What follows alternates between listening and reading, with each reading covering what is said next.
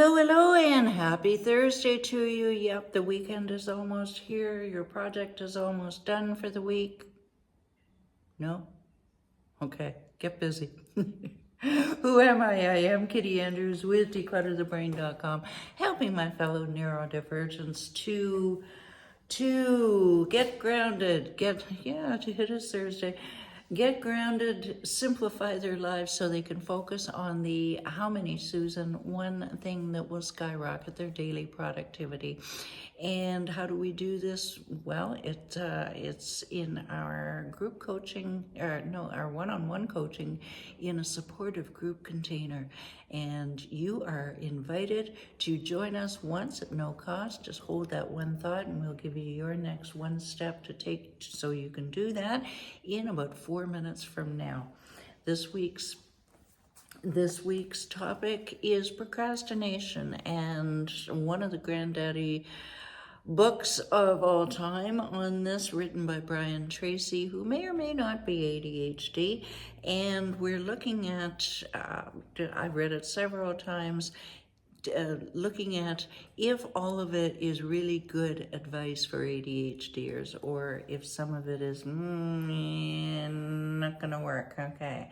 And I invite you to draw your own opinion. Read the book. It's a fast read, and draw your own opinion. Do let me know what you think. Now, the premise of the book is if you need to eat a frog to earn your day's pay, you get it done first thing in the morning. Now, that may not always be possible, or it could just be too overwhelming, hence the procrastination. But maybe you can do part of it in the morning. We're not all morning people as well, remember.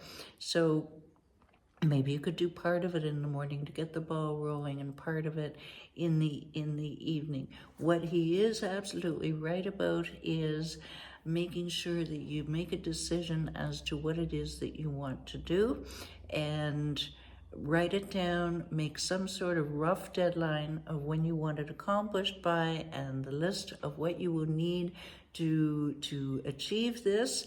And that can be overwhelming in and of itself, but it is possible just to take it in small bits, and we're going to talk a little bit more about that today. 20%, and Pareto says that 20% of our results come from 80% of our results come from 20% of our activities.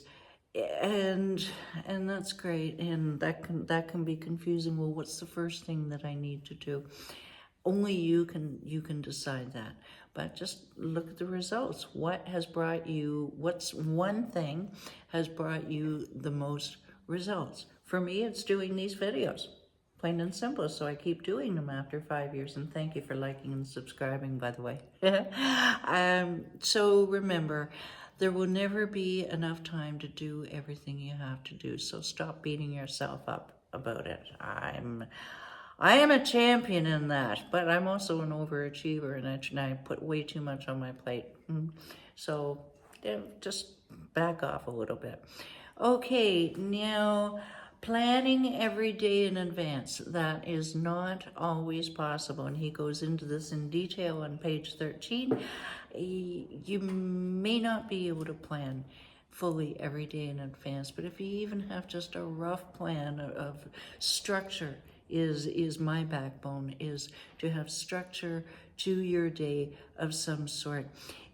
For my taste, he has lists about lists about lists. He has way too many lists. We don't have time to go in here.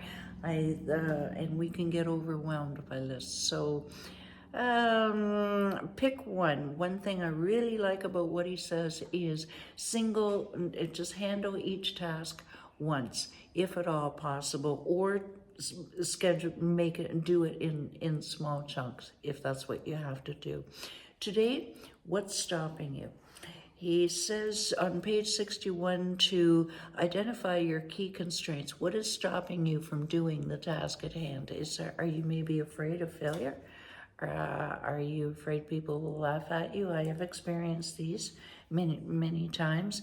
Are you just not focused? Ask yourself, what is stopping you? Get a friend or family member or coach to help you with this, and then you can find the solution which will eliminate the fear. Okay. Tomorrow, slice and dice. Until then, scroll down, get the phone, text connect to the phone number, and I will send you your invitation to our Wednesday group meeting, which is just the tip of the iceberg of our, what I really believe is a fantastic one-on-one coaching within a supportive group container program. Thank you so much for liking and subscribing. We'll talk to you tomorrow. Bye for now.